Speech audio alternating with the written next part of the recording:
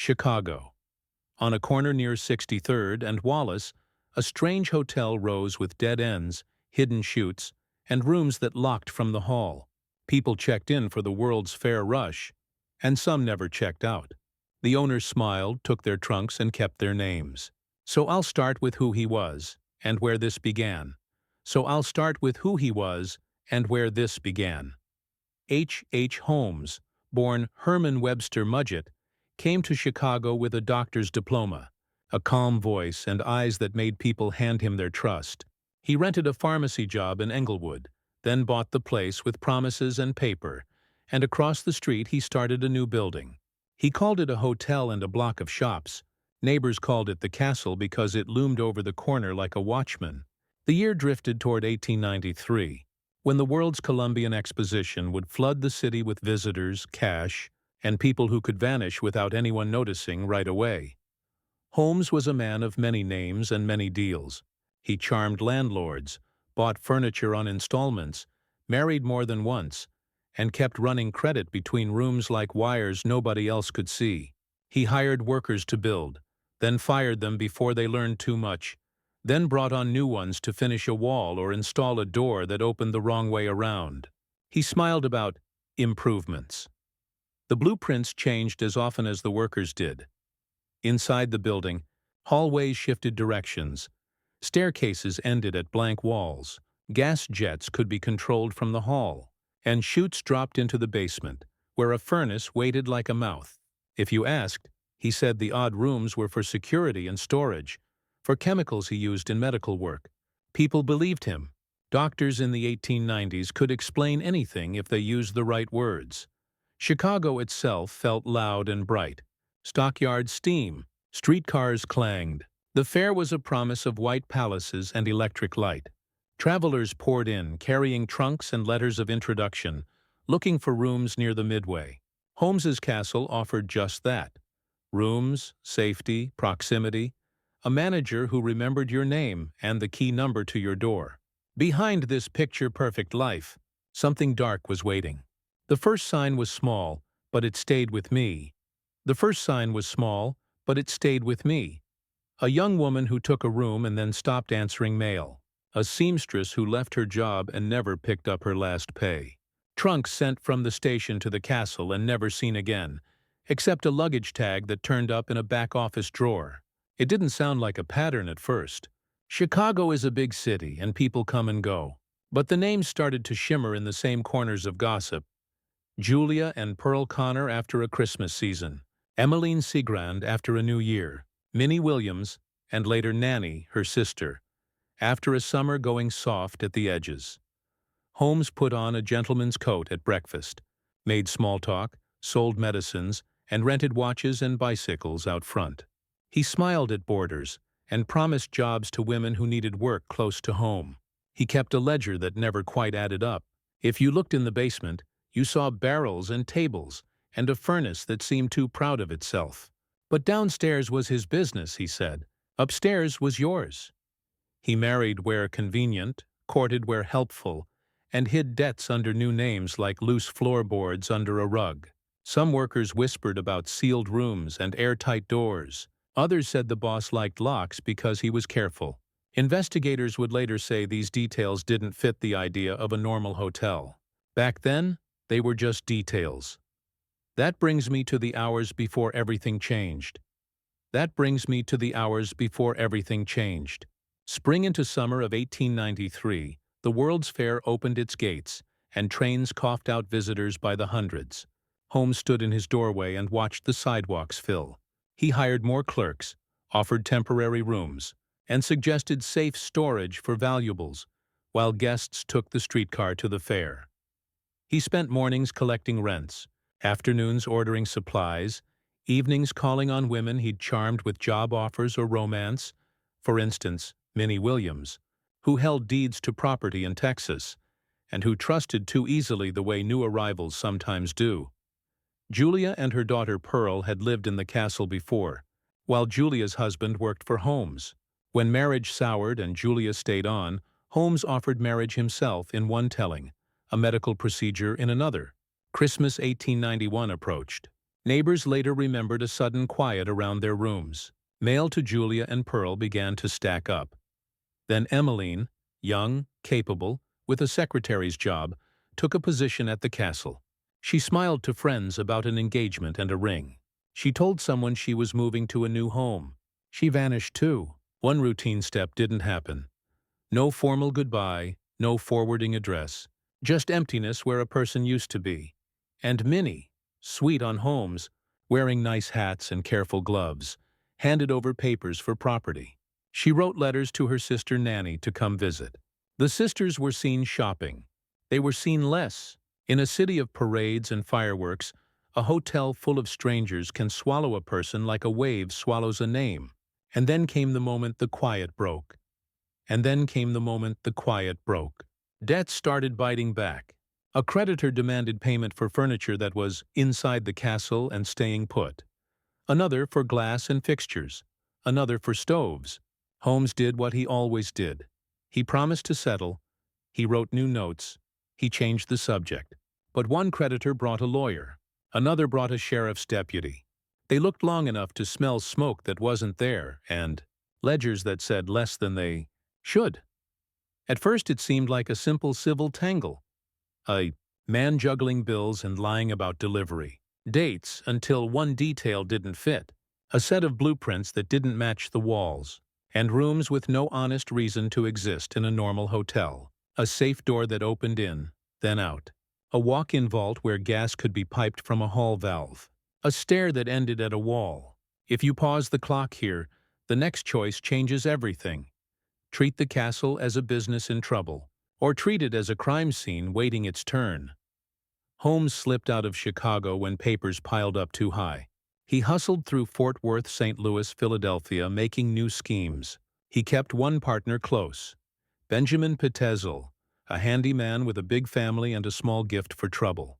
Holmes told him they'd get rich off insurance. It sounded like a plan. It smelled like smoke. Because the next minute is when it happens. Because the next minute is when it happens. Philadelphia, 1894. Holmes and Pitezel staged a fake identity named B.F. Perry and rented a small office on Callowhill Street. The scheme, accidentally, burn a man and collect insurance under the false name, using a cadaver to stand in. That's what Holmes told Pitezel. What happened looks colder. Pitezel ended up dead for real. The body was identified by Pitezel's dental plate. Holmes played the helpful friend to Mrs. Pitezel, promising to shepherd the insurance payout to the family. At first, everything looked like fraud gone right. A payout headed to Mrs. Pitezel. A helpful Mr. Holmes guiding the children Alice, Nellie, and Howard on trips to meet their father. Then one detail changed the case forever. Detective Frank Geyer of Philadelphia started to follow the trail of trunks, hotel registers, and aliases Holmes used while moving the Pitezel children around the Midwest. Geyer took a diary-style route, one city at a time, one room at a time, and what he found turned the light full on. I leaned closer and saw the first clear clue, rental records and hotel ledgers that matched Holmes's handwriting and false names. Pratt, Howard, Phelps, and trunks that followed him like shadow luggage. Geyer checked Toronto, Detroit, Indianapolis, Irvington, and other stops that looked like nowhere until you drew a line between them. I leaned closer and saw the first clear clue. I leaned closer and saw the first clear clue. Then the second. In Toronto, neighbors remembered a quiet man with two girls who were suddenly gone. In Detroit, a stove was purchased by a lodger who paid cash and left fast. In Irvington, Indiana, a cottage got rented under an alias. A stove was installed. Heavy trunks arrived. The renter vanished. Geyer opened cellars and floorboards and found what no one wanted to find. Alice and Nellie had been killed and buried. A separate path led to Howard. A stove, bones, evidence that left no other story to tell. The entries in Holmes's travel book were breadcrumbs, and each breadcrumb was a grave. The clue raised a question no one could answer. Why keep moving the children if the money was already his? Because control was the point. Because hiding motion inside motion is a game men like Holmes play. Then someone said, "Go back to Chicago. Check the castle again. And they did. Investigators, now with a better sense of who Holmes really was, searched the castle, top to bottom. They found rooms that locked from the hallway, chutes that dropped into the basement, traces of chemicals, bones that later experts called mixed and inconclusive in some areas, articulating tables, a large furnace. Not every headline then matches lab caution now, but the pattern was there. A building built to hide pain. Then someone said, "Check the castle, again, slowly." We did. Then someone said, "Check the castle, again, slowly." We did. Police traced gas lines, logged doors that sealed like lids, measured chutes, and tried to map the maze that earlier crews had only half understood. Some finds were sensational in the papers. Some were mundane but mattered more in court. Ledgers, letters, pawn tickets, women's belongings. Without owners, Minnie and Nannie Williams were likely folded into this story. Deeds transferred, letters cut off, no farewells. Julia and Pearl? Neighbors had memories that pointed toward a holiday disappearance. Emeline? A ring turned up in a way that painted the picture with fewer strokes than you'd like, but still showed the face beneath. Two facts can't both be true, unless there's a third we missed. Fact A.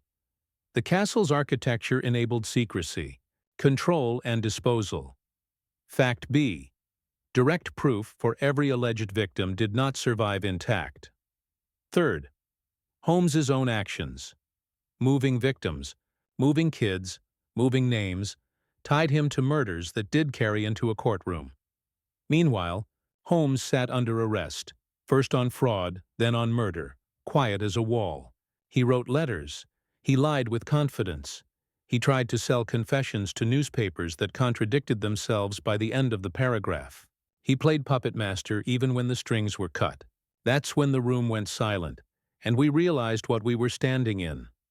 That's when the room went silent, and we realized what we were standing in. A case that looked like a city, not a house.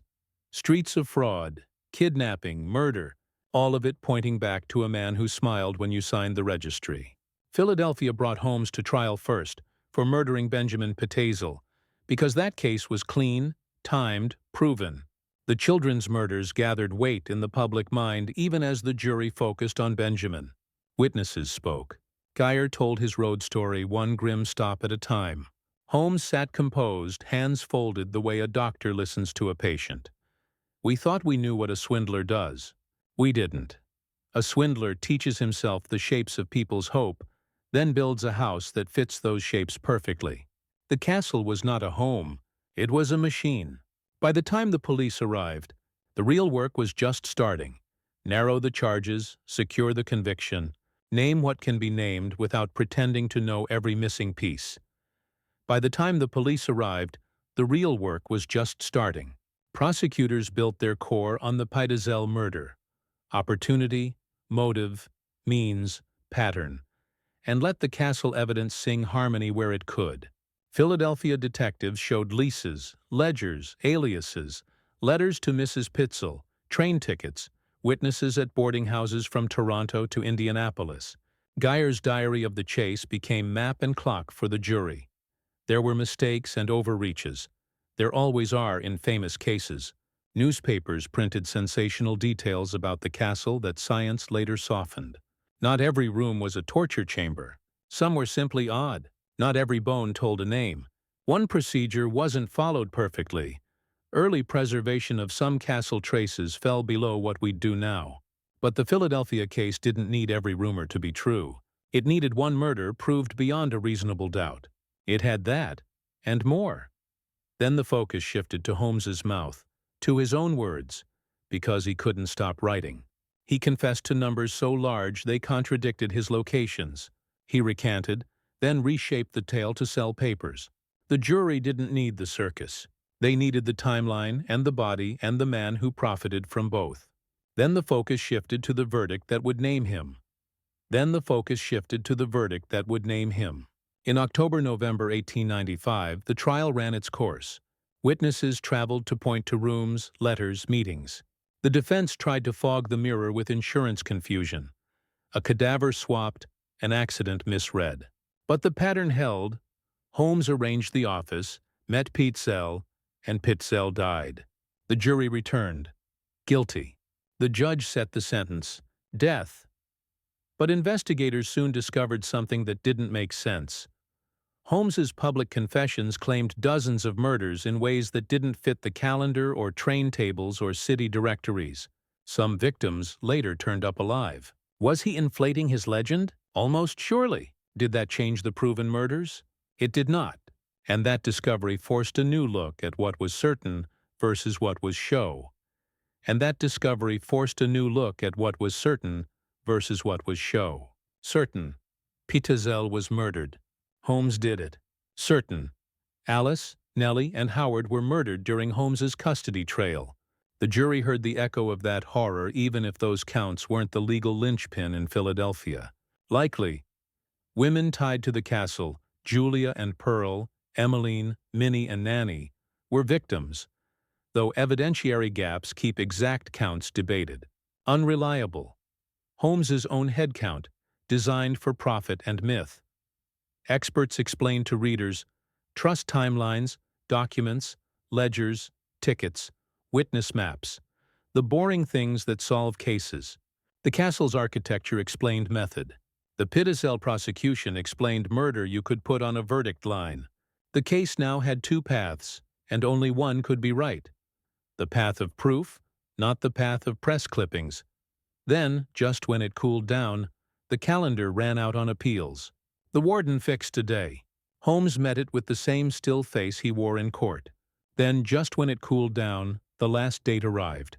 Then, just when it cooled down, the last date arrived. May 7, 1896, Moyamensing Prison, Philadelphia. Holmes walked to the scaffold and kept his composure. He gave a last statement that denied some murders and danced around others, then died under the law he'd dodged for years. It answered one question and created three more. How many victims? What happened to each? How much of the castle's legend is brick and how much is paint? After the execution, newspapers printed maps of the castle and lists of alleged victims that ballooned and shrank as facts wrestled with rumor. The building itself later burned under suspicious circumstances and was eventually torn down. A post office would rise there. People kept a piece of the story on their tongues. A hotel built like a trick. A doctor who was really a thief who was really a killer. So we followed the new trail to what the case means now. The twist is not about a new suspect. It's about scale and story. The solved part is clear. Holmes was caught, tried, and executed for murder. The Pitezel trail ties. The castle reveals a method consistent with harm. The part that still bends is the number and names inside the maze. Everyone thought this was the end. Maybe it was the middle for historians, because questions keep walking the old corridors even after the doors are gone. Which brings me to where the case stands tonight. Status: solved, core conviction, with debated total count. Holmes, born. Herman Mudgett was convicted of Benjamin Pitezel's murder in Philadelphia and executed in 1896. The investigation linked him to the murders of the three Pitezel children and to multiple disappearances connected to the Englewood Castle, e.g., Julia and Pearl Connor, Emeline Cigrand, Minnie and Nannie Williams, though the exact number remains uncertain. The murder castle stood as method, not myth. Locks from the hall, sealed rooms, chutes, and a basement furnace, architecture that enabled crimes. What's closed is the who. What stays open is the how many. Now it's your turn. What detail tells the truth best? The Pitezel trail, the castle's design, or Holmes's own lies finally working against him? If you had 5 minutes to ask one witness one question, who would you pick? Geyer, a castle worker, or a survivor of Holmes's charm? Drop your theory in the comments and tell me if you want part 2, where we walk the castle floor by floor using period maps and sort legend versus evidence room by room. I'll keep the page open until the truth walks in.